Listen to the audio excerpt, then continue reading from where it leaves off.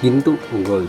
Ang mga minahan ng ginto sa Benguet, particular sa Baguio City at mga karatig na bayan, ay may mahabang kasaysayan ng pagmimina. Ang Mines View Park sa Baguio ay isa sa mga tanyag na destinasyon para sa mga turista na nagnanais makita ang proseso ng pagmimina at mga yaman nito. Ang ginto ay isang mahalagang yamang mineral na nagbibigay kita sa ekonomiya ng bansa at nagsusustento ng hanap buhay para sa maraming lokal na residente. Bakal o iron. Sa Surigao del Norte, matagpuan ng mga malalawak na deposito ng bakal. Ang Cagdianao, Pinatuan at Tubay ay ilan sa mga puok na tanyag para sa produksyon ng bakal.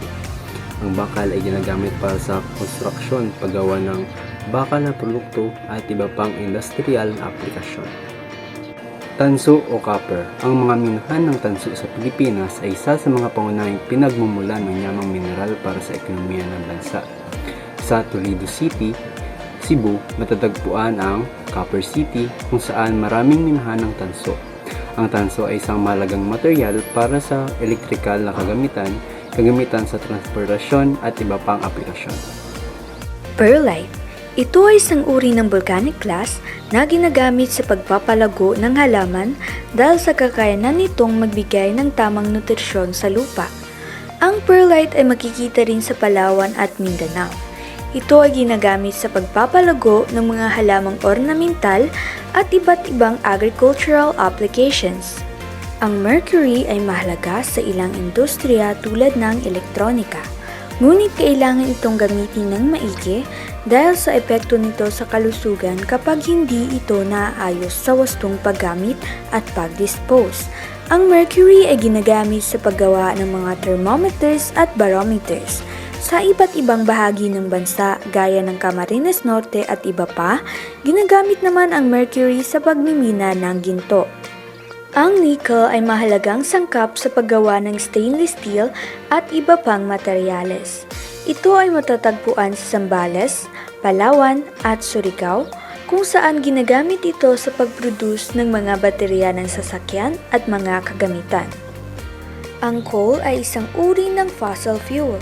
Ito ay pangunahing ginagamit sa paligyan ng enerhiya. Ang mga deposito nito sa Cebu, Samar, Mindoro at Masbate ay mahalaga sa pagproproseso ng enerhiya sa mga planta ng kuryente at mga pabrika. Ang coal na mula sa mga minahan sa Pilipinas ay ginagamit sa pagpapatakbo ng mga power plant na nagbibigay elektrisidad sa mga komunidad. Sa Pilipinas, ang Semirara Island sa Antique ay kilala sa malaking deposito ng coal. Ang Semirara Mining and Power Corporation ay isa sa mga pangunahing nagmimina ng coal sa bansa. Ilan sa mga nabanggit na yamang mineral tulad ng ginto, tanso, nickel at iba pang mga metalikong elemento ay may mga aplikasyon sa paggawa ng pera o currency. Ang mga bariyang ginto o gold coins ay may kasaysayan na maging bahagi ng currency ng maraming bansa sa buong mundo.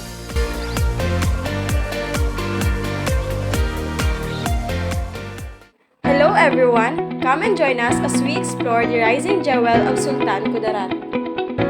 Esperanza has many bodies of water to explore. However, we didn't able to go there for some reason. In that sense, we tend to explore the beauty of Barangay Marquez, Esperanza, Sultan Kudarat. And for today's video, we're going to our first destination, Tigaas Hot and Cold Spring Resort and Falls.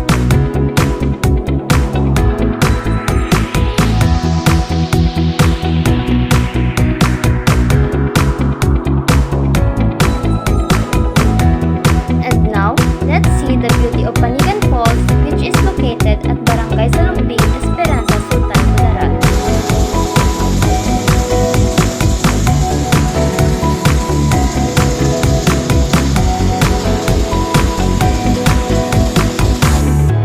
Petang Plego is also known as Sinapulan Underground River.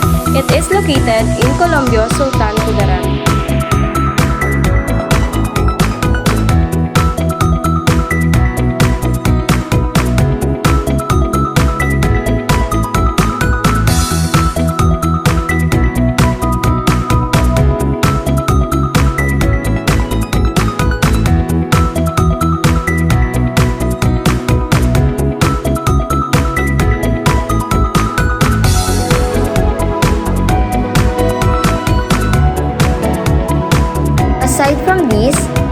many bodies of water that can be found in the Philippines, tulad na lamang ng karagatan at lawa.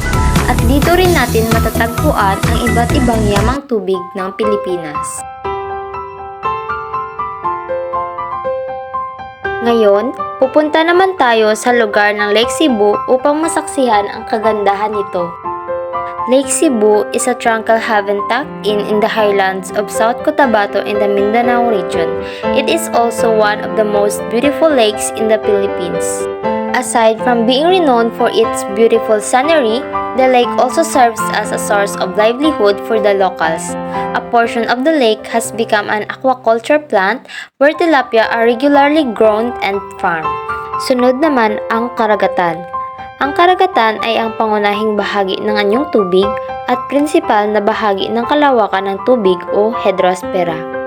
Dito rin natin makikita ang iba't ibang yamang tubig na pinagkikitaan ng mga tao at dito rin sila kumukuha ng kanilang makakain. Tulad ng isda, ang isda ay ang pinagkikitaan at ikinabubuhay ng mga tao sa Pilipinas. At kung titingnan natin sa pera ng 50 pesos, makikita natin ang simbolo ng isda. Sunod naman ang perlas. Ang perlas ay isang uri ng hiyas na naaani mula sa ilang uri ng mga talaba, partikular na mula sa binga, ang makintab na panloob ng bahagi ng kabebe. Nakukuha ang mga ito sa loob ng kabebe ng mga talabang natural.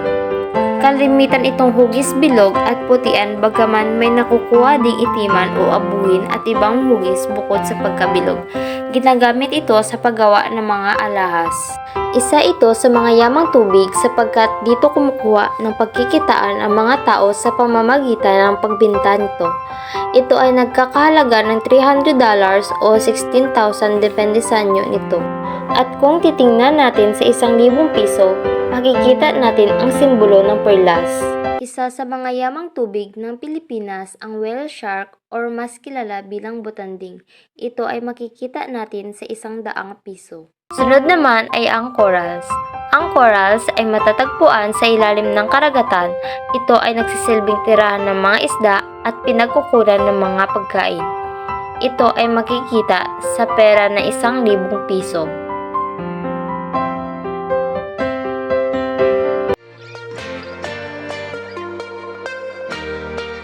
Aalamin natin ang mga yamang lupa. Yamang lupa. Ang yamang lupa ay yaman na nanggagaling o matatagpuan sa iba't ibang anyong lupa. Tulad ng mga puno. Ito ang ating yamang lupa. Pangalawa ay ang palayan. Ang palayan, ito ay tanim kung saan nanggagaling ang bigas na ating kinakain. Ito naman ang niyogan, maisan,